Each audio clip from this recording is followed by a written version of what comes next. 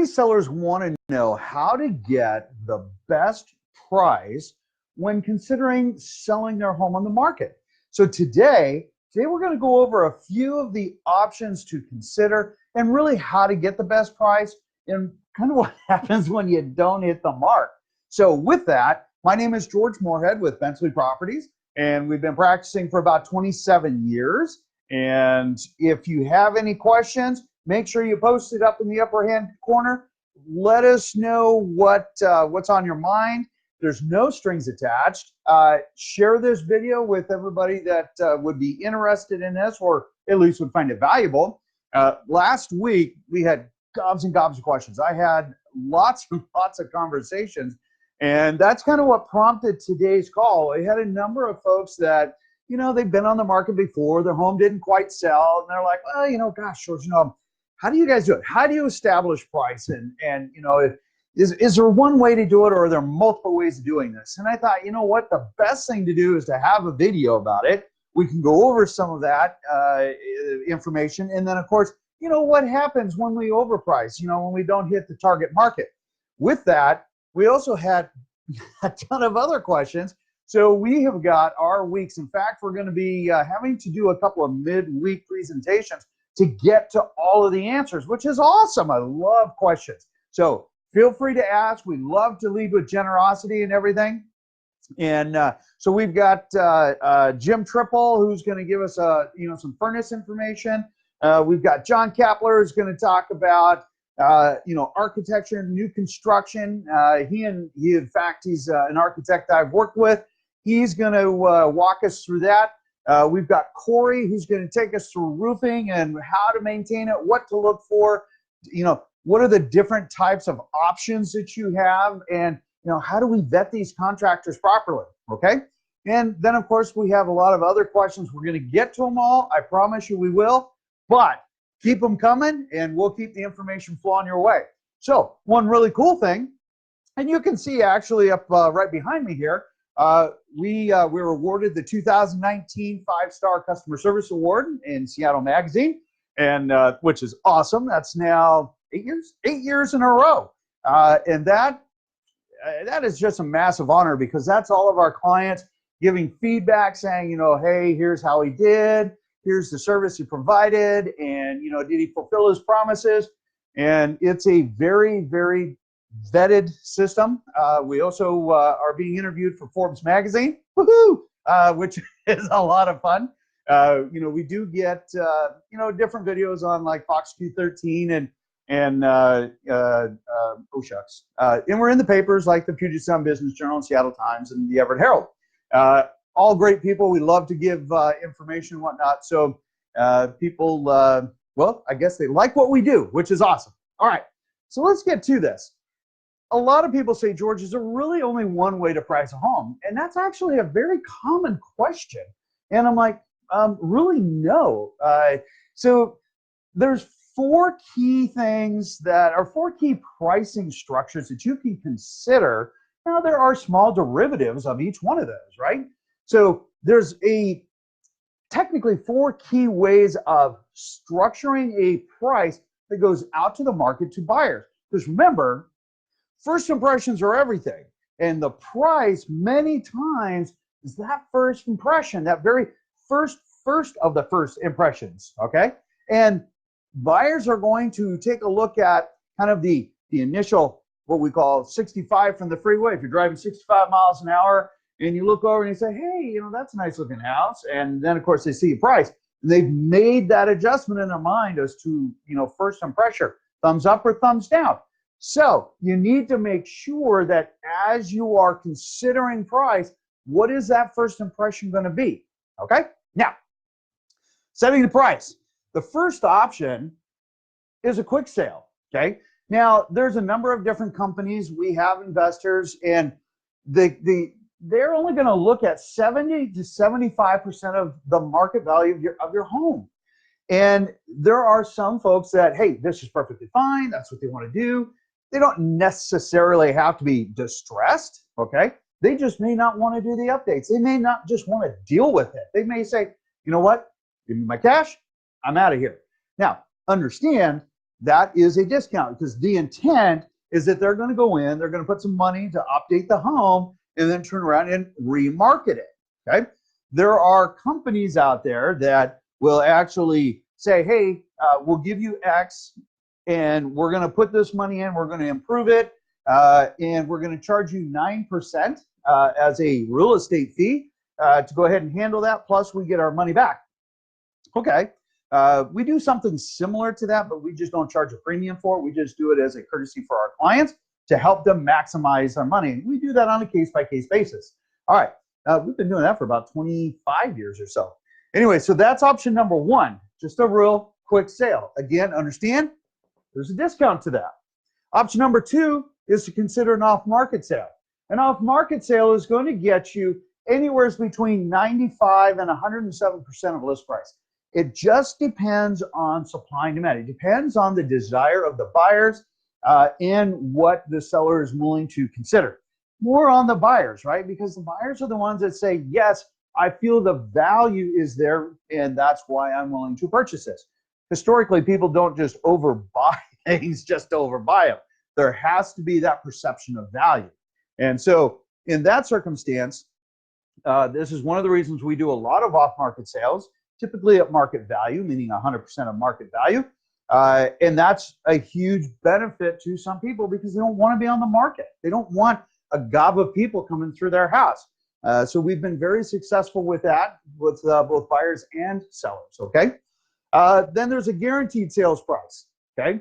We actually offer a guaranteed sales price, and this is kind of like a sales price insurance. And we can talk more about that later, but it's basically we have skin in the game.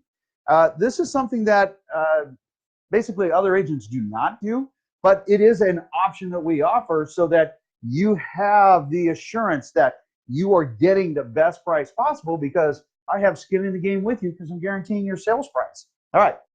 Then you have what 99% of the agents do. And this is where you're going to get just the traditional we're going on market. They're going to look at comps. They're going to take a look at condition of home. They're going to take a look at market trends. They're going to say, here's a recommended price range, and here's where we think your home will sell. Okay.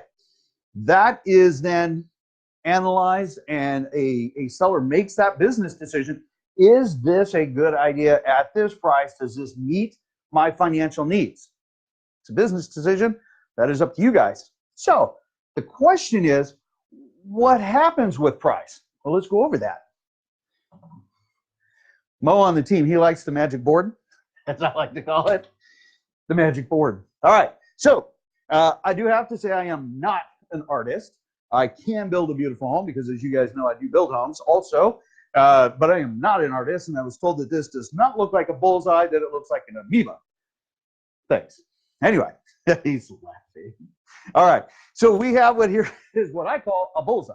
In the middle, this says if you hit the bullseye, if you get the pricing structure right, you're going to get between 100 and 107% of your asking price, your list price. That's exactly where you want to be. However, if you miss that, let's say that you're getting a number of showings, you're getting a lot of people through the house, buyers come through, agents are coming through. You're thinking, wow, this is great. I got, I got 15 people this week through my house. That's awesome. But no offers. What does that say? That indicates that you are basically potentially 4 to 6% overpriced for the current market. That's pretty important to understand. Now let's say that you actually get not many showings at all. Maybe you're getting 1 a week, maybe 2 a week, maybe even 3. Agents aren't coming through. They're not previewing the home. That's telling you that you are 6 to 10% overpriced for the market. These are statistically speaking. Over the last 27 years, we've been watching this trend. We've been taking a look at the metrics and what homes are selling, which ones don't. At what point do they sell and what point do they not sell? Because then when you get down and you get people that are either they'll do a drive-by, you're not getting any showings, no agents are coming through, you're hearing crickets, as they say. That is a heads up that you are more than likely 10% or more overpriced. So if you're on the market right now, and you're hearing crickets, you're right there. If you're on the market now and you're getting a bunch of showings, or maybe you're getting a modest amount of showing, but you're not getting any offers, and your agent might be giving you some feedback saying, well, they're close or whatnot, it's price. I'm just telling you, it's price. There's 3 reasons a home doesn't sell: price, location, and condition. Understand that. Price, location, condition. The 3 reasons a home won't sell. The first one is price, because that perception of value. Look, buying and selling a home, it's market basics. It's economics 101. Supply, demand. We have a low supply. If we have a low supply and your home is not selling, I hate to tell you, price, location, condition.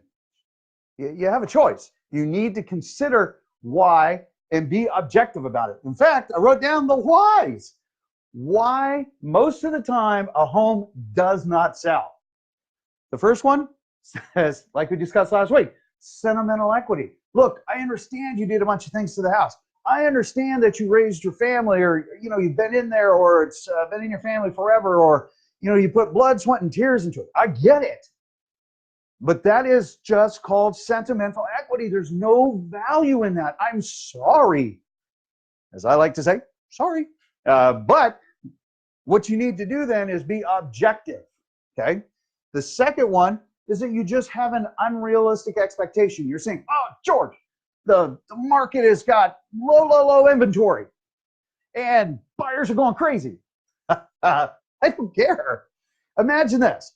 If, again, the market is 0.9 months of inventory, 0.9, not even 1 month of inventory, 0.9 months of inventory, meaning that if I have a bucket and all the real estate companies, all the agents, they put their listings in this bucket and I put a lid on it. A healthy market says I should have 4 to 6 months of inventory to sell. We're at 0.9, not even 1 month, 0.9 months. Now, if your home is not selling in an extremely short inventory, what do you really think is the problem? Okay, I'm just saying. Now, I'm going to walk you through something else that's going to probably break your heart, but let's keep going. The third most common one, what I call agent misinformation. An agent who, sadly enough, may have overpromised, okay? What I like to say is they bought the listing. They gave you a really feel-good number. And that really feel-good number, well, it made you feel good. But the problem is the buyers are not seeing that as reality. Again, we're back to price.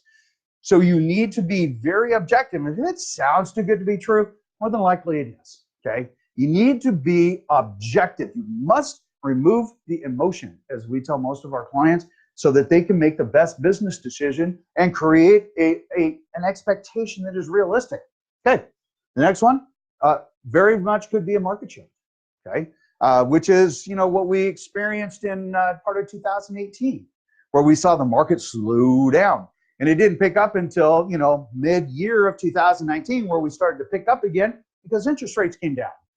Well, we're going to see a little bit of a spring market here. We're going to see some aggressive activity, which is going to be great, again, because inventory is so low, and we still have a lot of buyers out there. And with interest rates just dropping down a little bit this last week, it's going to be something that is going to spark buyers out into the market because they can buy more. They can move in closer. They can buy that bigger home. They could get a lower payment. So that's going to create a little bit of energy this spring. How's that? So understand, pricing is absolutely critical. Being, again, that first impression, the first of all first impressions. So if you list your home and it sells in the first 7 days, you're going to see between 100 and 107% of list price. Okay? If you miss that mark, you go out to 20 days. You're only going to look at 98, 96% of original list price. If you miss this mark and you go out 40 days or more, understand you're going to be looking at 92, maybe 93% of list price. Understand you are going to be basically behind the 8 ball, as they say. All right? And it's really funny. Do you know what the most common comment is when the buyers that we're working with and they look at a home, they say, oh my gosh, yeah, this home has been on the market for 30 days, been on the market, 45 days. You know what the first thing they ask is? What's wrong with it? In a low inventory, they have the same mindset. Why didn't they sell? Well, price, location, condition. It's up to you. Make sure as you are considering your price points that you are not overpricing. Overpricing truly costs you money. People don't think it. You know what? They'll make an offer. They will, but it is going to be significantly lower. Just understand that. So if you price it correctly and incentivize the buyers to come to your home, you're going to reap the benefit of a better price, less negotiating, better terms for you. So keep that in mind. All right. So with that, one more thing. Almost forgot. We got our tickets here. So we have a couple more tickets. So if you are interested in the Northwest Remodeling Expo, we have 10 more sets of tickets. I'm doing them in pairs, normally 2 friends or husband and wife or significant other, whatever it might be. If you want to go to this, it is today. It started yesterday, but it's today and tomorrow, 10 a.m. to 7 p.m. today, 11 a.m. to 5 p.m. tomorrow. They're free. BentleyContractors.com. If you want to talk to some of the vendors that will be down there that we work with, if you want these, hit me up right away. Mo is in the office right now. If you have any questions, call our office or post it up here. He will see any Facebook post. Email me, text me, call me. Either way, it doesn't matter. With that, you guys have an absolutely beautiful day, and I will talk to you later. Thanks. Take care.